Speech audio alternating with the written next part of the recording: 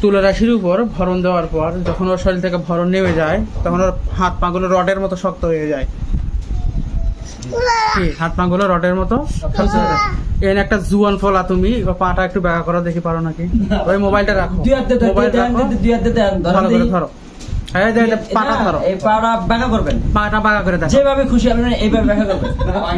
ভাঙবে না, ভাঙবে না, না ভাঙতো না, আপনি করেন এই পাকে এইভাবে না, আমি দেখি হ্যাঁ হ্যাঁ এইভাবে ধরে আপনি নিচের দিকে বাঁকা করেন। জোরে, গায়ে যত জোর আছে জোরে জোরে, আরো জোরে বলেন না, আমি কত আরো জোরে।